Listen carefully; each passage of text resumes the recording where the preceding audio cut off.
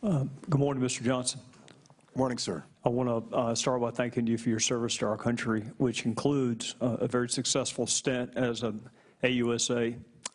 So you will recognize some of my questions as being leading questions. They are not leading from the standpoint of trying to trick you, is more in the interest of time. So if I say something you disagree with, interrupt me, stop me. It's just in the interest of time. I want to see if we can get some things out of the way that we all agree on.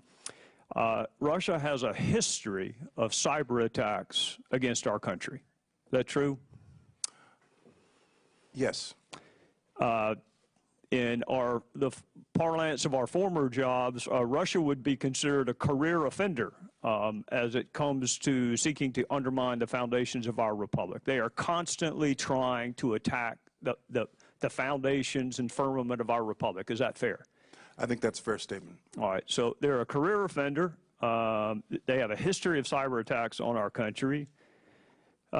We suspected before the November election. Sir? As do others, by the way. Yes, sir. It is. It's not just them. But for purposes of this morning, I want to focus on Russia. We suspected before the November elections that they might attack our voting infrastructure. Is that fair to say? Yes. In fact, you warned that they were going to do so. I was very concerned that they would do so, which is why I kept issuing all these public statements. Yes, sir. All right. At the time you separated from service in January of 2017, you have seen no evidence that the Russians were successful at changing voter tallies or voter totals. Correct. At the time you separated from service in January of 2017, had you seen any evidence that Donald Trump or any member of his campaign colluded, conspired, or coordinated with the Russians or anyone else to infiltrate or impact our voter infrastructure? Not beyond what has been out there open source, and not beyond anything that I'm sure this committee has already seen and heard before directly from the intelligence community. So the only thing I'd have on that is derivative of what the intelligence community has and the law enforcement community. Speaking of the intelligence community, it strikes me that most of the information currently available was available in the fall of 2016. Most of the intelligence products that are relied upon to form certain assessments, that underlying data was available in 2016, some of it before the election.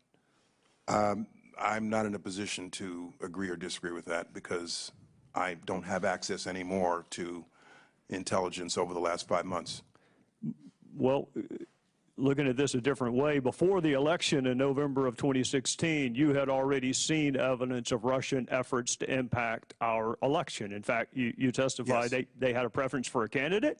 They were aggressive, and I think you used the phrase plain and simple. Yes, but with respect to efforts to hack into the DNC and other political organizations, yes, very clearly. All right. Correct. Well, this is, I guess, what I'm getting at. They're a career offender when it comes to attacking the foundations of our republic. They have a history of cyber attacks on our country. You warned before the elections that they may attack our voting infrastructure. After the election, President Obama took steps to target Russia, and you took steps to consider our voting apparatus to be critical infrastructure. Given what we knew before the election, what more could we have done and should we have done? We weren't surprised that Russia was doing this to us. They always do it to us. So what more could we have done, should we have done before the election? Well, hindsight is brilliant. Hindsight is 20/20. I'll preface my answer by saying I think it was unprecedented, the scale and the scope of what we saw them doing. And there had very clearly been intrusions before by a number of state actors, as I'm sure you're aware. In retrospect, it would be easy for me to say that I should have bought a sleeping bag and camped out in front of the DNC in late summer. With the benefit of hindsight, I can tell you for certain that in the late summer, fall, I was very concerned about what I was seeing, and this was on my front burner all throughout the pre-election period in August, September, October, and early November to encourage the states to come in and seek our assistance. And I'm glad that most of them, red and blue, did. Hindsight is perfect, 2020, but I'm satisfied that this had my attention. It had the attention of my people because I pushed them at every step of the way to make sure we were doing everything we could do. But obviously there are lessons learned from this experience, and for the future there's probably more we can and should do. For the states, if I remember correctly, you had a conference call or otherwise communicated with the states to offer them your assistance prior to the election. Correct. And if I remember your testimony correctly, their response vacillated between neutral and opposed. Correct. Well, it was to the issue of designating them as critical infrastructure. Okay. Correct. Do you know, without naming the states, whether any of the states most vocally opposed to that designation were in fact impacted by Russian efforts?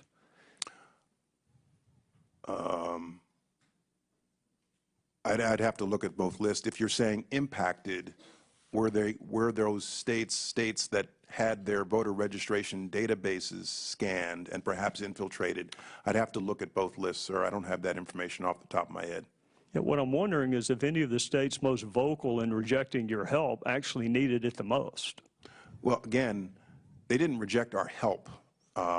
36 of them accepted our help, but they were resisting the idea of a designation to be critical infrastructure, which I went ahead and did anyway. What would that designation have done in November or in October? What would that designation have accomplished had you done it in the fall of 2016 instead of January? Well, as I outlined earlier the advantages of that declaration, but in the short term, my assessment was that we needed to get them in. We needed to bring the horses to water to seek our cybersecurity help. And so making the designation would have, in my assessment, driven them in the opposite direction. And my number one priority pre-election was to get them to seek our cybersecurity help, and for the most part they did. Thank you, Mr. Secretary.